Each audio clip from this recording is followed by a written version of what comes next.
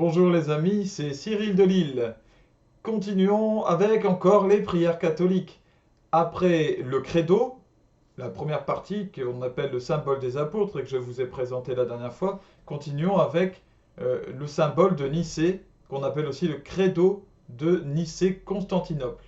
Alors déjà, pourquoi est-ce qu'on l'appelle comme ça? Bien parce qu'il a été promulgué euh, lors du concile de Nicée, la ville de Nicée, en 325. Et il a été complété lors du concile de Constantinople en 381, quelques années plus tard. D'où son nom donc de symbole ou credo de Nicée-Constantinople. Credo donc, je crois, c'est la prière qui résume toute la foi catholique.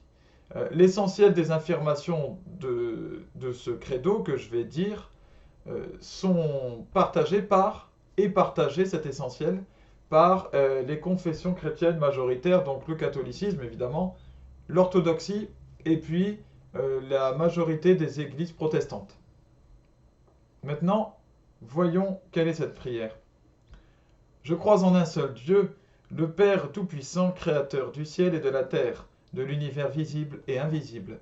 Je crois en un seul Seigneur Jésus-Christ, le Fils unique de Dieu, né du Père avant tous les siècles. Il est Dieu, né de Dieu, lumière né de la lumière, vrai Dieu, né du vrai Dieu, engendré non pas créé, de même nature que le Père, et par lui tout a été fait. Pour nous les hommes, et pour notre salut, il descendit du ciel. Par l'Esprit Saint, il a pris chair de la Vierge Marie et s'est fait homme. Crucifié pour nous sous Ponce Pilate, il souffrit sa passion et fut mis au tombeau. Il ressuscita le troisième jour conformément aux Écritures et il monta au ciel. Il est assis à la droite du Père. Il reviendra dans la gloire pour juger les vivants et les morts et son règne n'aura pas de fin. Je crois en l'Esprit Saint qui est Seigneur et qui donne la vie. Il procède du Père et du Fils. Avec le Père et le Fils, il reçoit même adoration et même gloire. Il a parlé par les prophètes. Je crois en l'Église une, sainte, catholique et apostolique. Je reconnais un seul baptême pour le pardon des péchés. J'attends la résurrection des morts et la vie du monde à venir. Amen. Maintenant, voyons point par point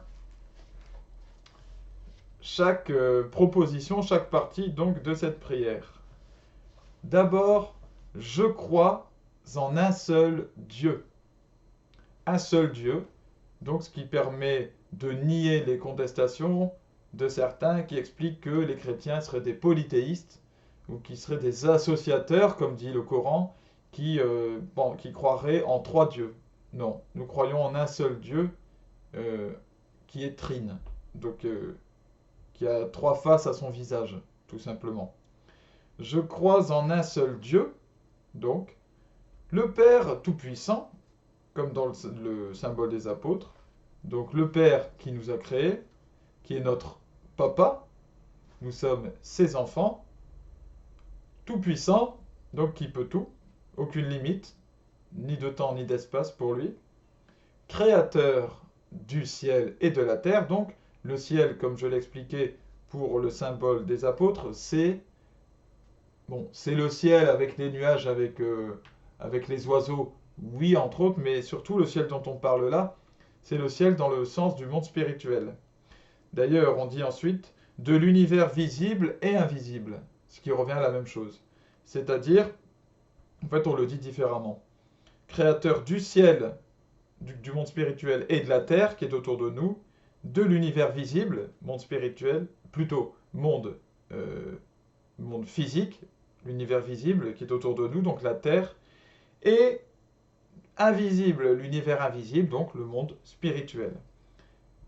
Créateur du ciel et de la terre, de l'univers visible et invisible. Dans cet univers invisible, qu'est-ce qu'il y a? Il y a des anges et des démons, il y a le paradis, il y a l'enfer, il y a le bien et le mal absolu, puis il y a Dieu surtout. Je crois en un seul Seigneur, Jésus-Christ. Et Seigneur, c'est le nom de Dieu. Mais comment est-ce qu'on peut croire alors que Dieu est le seul Seigneur et que Jésus-Christ est le seul Seigneur? Parce que Jésus-Christ est Dieu. Pour nous. Et puis, de toute façon, c'est comme ça. Je crois en un seul Seigneur, Jésus-Christ. Donc, le Fils unique de Dieu. Le Fils unique. Ça ne veut pas dire que Dieu, il a rencontré une femme, il y a eu des enfants, il n'y a eu qu'un seul enfant. C'est le Fils avec un grand F. Dieu engendre un fils éternellement. C'est le Père qui engendre un fils, c'est ça Dieu. Le Père engendre un fils et entre les deux, il y a un mouvement d'amour, du coup, qui s'appelle l'Esprit Saint. Tout comme entre ma pensée et ma parole, eh bien, il y a un courant entre les deux, un afflux nerveux, un afflux de volonté. Voilà, je pense quelque chose, je le dis, il y a quelque chose qui me pousse à dire la chose, à dire ce que je pense. La pensée, c'est le Père, la parole, c'est le Fils, et le mouvement entre les deux, c'est le Saint-Esprit. Et tout ça, ça forme un seul être. Ça forme Cyril, ça forme une seule entité. Vous voyez? Donc je crois en un seul Seigneur, Jésus-Christ, Dieu fait homme en fait, le Fils unique, unique de Dieu. Dieu ne s'engendre que lui-même. Le Père n'engendre que le Fils, un seul Fils, de toute éternité. Né du Père, donc le Fils né du Père, avant tous les siècles, hors du temps. Il est Dieu, né de Dieu, comme je le disais. Jésus est totalement Dieu, en un homme. Lumière, né de la lumière. Vrai Dieu, né du vrai Dieu, pas un faux Dieu, pas une divinité, ou je ne sais quoi, issu du paganisme. Le vrai Dieu, né du vrai Dieu. C'est pas un autre Dieu. Jésus, c'est pas un faux Dieu, c'est pas un demi-dieu ou je ne sais quoi. Non, vrai Dieu né du vrai Dieu. Engendré et non pas créé. C'est-à-dire que Dieu engendre, il fait descendre. Tout comme la parole, la pensée engendre une parole. Mais ce n'est pas la pensée qui a créé la parole. Vous comprenez? La parole, elle est déjà présente dans votre pensée. Au moment où vous y réfléchissez, vous ne faites que la faire descendre jusqu'à la bouche. C'est ça, engendrer. Donc il est engendré, le Fils, il n'est pas créé, puisqu'il est Dieu, et donc il a toujours existé. De même nature que le Père, donc que Dieu le Père, cette nature, c'est la nature divine, et par lui, donc par le Fils, tout a été fait. Le Fils, Jésus, effectivement, est créateur de tout, de toute la création, puisqu'il est Dieu. Pour nous les hommes, et pour notre salut, pour que nous puissions accéder au paradis donc. Il descendit du ciel, donc du monde invisible. Le fait de descendre comme ça porte un nom, ça s'appelle la kénose, ce qui veut dire abaissement en grec. Il s'abaisse. Par l'Esprit Saint, donc par ce mouvement dont je vous parlais, entre la pensée et la parole, donc entre le Père et le Fils, par l'Esprit Saint, il a pris chair de la Vierge Marie. Donc en fait, il s'est incarné, la parole devient physique grâce à une bouche, grâce à une langue. Bien là, quelque part, la bouche, ça a été la Vierge Marie. Par l'Esprit Saint, donc par l'Esprit de Dieu, il a pris chair, ce Fils de la Vierge Marie. Et quand nous disons ça, nous baissons la tête. Nous-mêmes, nous nous plions, parce que nous nous abaissons physiquement, c'est symbolique, comme Jésus s'est abaissé pour venir en un homme. Par l'Esprit Saint, il a pris chair de la Vierge Marie et s'est fait homme. C'est ce qu'il a choisi. Il s'est fait homme avec des limites humaines aussi. Voilà pourquoi Jésus ignore certaines choses que le Père sait. Parce que Dieu a choisi en son Fils de vivre une vie complètement humaine. Donc pas tout puissant, pas un Superman, non. Il fallait qu'il vive une vraie vie d'homme. Crucifié pour nous. C'est pour nous qu'il a été crucifié.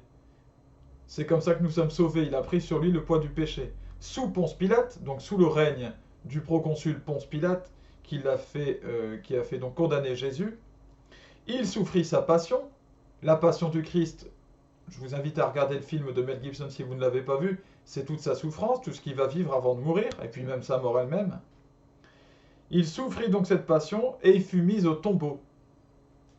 Il ressuscita le 3e jour, il meurt le vendredi, samedi, dimanche, 3e jour, il ressuscite, conformément aux Écritures, donc il est annoncé Jésus dans tout l'Ancien Testament, Donc il est dit que le Sauveur ressuscitera le troisième jour, c'est ce qui s'est passé.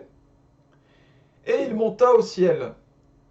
Alors, il revient, il vient voir les apôtres, il vient se montrer à certaines personnes, il est apparu même à 500 personnes à un moment en même temps, et puis il retourne donc dans le monde spirituel, il est assis à la droite du Père, donc il va s'asseoir à la droite de Dieu le Père.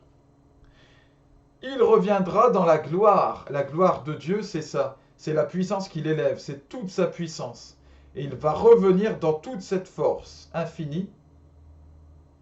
Il reviendra dans sa gloire, donc dans son aspect véritable, pour juger les vivants et les morts. Donc, les vivants, ceux qui ont fait le choix de la vie éternelle, ceux qui se sont tournés vers Dieu, et les morts, eh bien, ceux de l'enfer, qui ressusciteront aussi.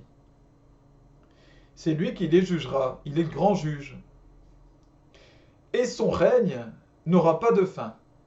À partir de là, c'est lui qui règne toujours.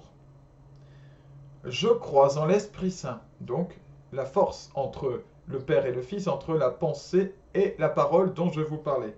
Je crois en l'Esprit Saint, qui est Seigneur. Il est Dieu lui aussi, tout autant que le Père et le Fils, que la pensée et que la parole.